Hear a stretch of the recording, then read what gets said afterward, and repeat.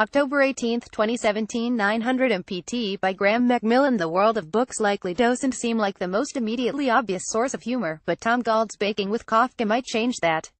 The recently released hardcover collects some from the British cartoonist's work for The Guardian newspaper, and finds new things to say about the literary world, pop culture, and the way people interact with stories in general.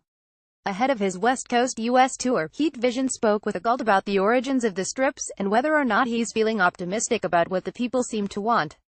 In early November, he'll be visiting Austin, Texas, Los Angeles, San Francisco and Berkeley, California, Seattle, Washington and Portland, Oregon. More details can be found here. Baking with Kafka is a collection of cartoons about books, which doesn't feel like the crossover genre with the largest audience in the world. How did you end up in such a niche area? These cartoons tend to be about literature because they have their first outing in The Guardian newspaper's weekly book section. I took the job 12 years ago because I was happy to have any kind of paid cartooning work, but I also felt I'd be able to do it because I like to read. Over the years I've got to know the world of books better and enjoy the challenge of finding new ways to make fun of it. Not everybody is interested in cartoons about literature, but I've found that the people who are interested really appreciate somebody making cartoons which lovingly mock that world. I don't want the cartoons to be exclusive, so I try to, for example, make cartoons that play off a general idea of what a Jane Austen novel is, rather than the specific details of her novels. Though if I can come up with a little extra something for the real fan of a book, then it's fun to slip that in there somewhere too. Your cartoons seem to me a mix of cynicism, especially in regards to what the audience wants and market trends in general, and a refreshing optimism and belief in the work, perhaps, or the idea of stories and storytelling, maybe. Is there a point of view that you're trying to get across in these cartoons about the way people respond to stories, and the kinds of stories that they want? I almost always make these cartoons in a bit of a hurry, generally in a blank panic, wondering how I've managed to do 500 of these cartoons without it getting any easier, so I'm focused on the mechanics of making a joke that works on the page, rather than trying to express how I feel. But I think that the way I feel gets in there anyway, and when I look back on the cartoons, either once they appear in the newspaper or when they are collected in a book, one can see themes and ideas more clearly than when I'm actually making them. Which is a roundabout way of saying that I am probably cynical about the forces of the market and optimistic about the possibilities of the art. I do try not to let the cartoons get too negative. I think comedy comes more easily from failure than success, but too much cynicism gets me down.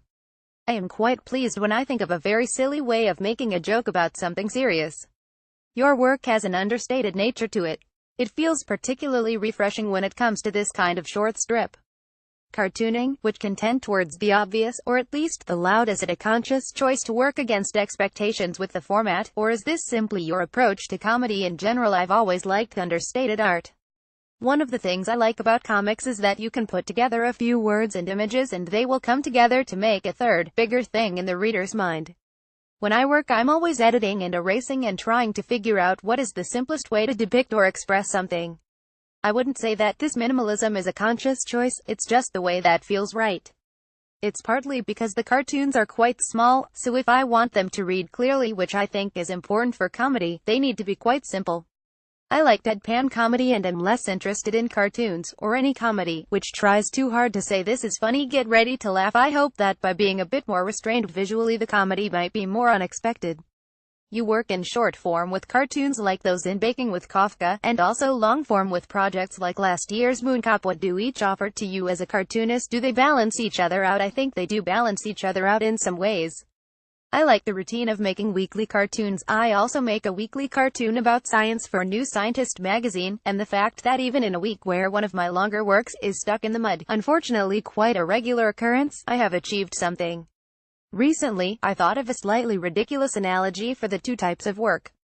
The short cartoons feel like a weekly escapology act where I gather some people on the quay and escape from a locked box which has been thrown into the river. It's tricky, but I basically know what I'm doing and I get a nice round of applause when it works. In contrast, writing a graphic novel feels like escaping from a prison. It takes a lot more time, hard work and planning, and the stakes feel higher, but if you pull it off, it all feels worthwhile.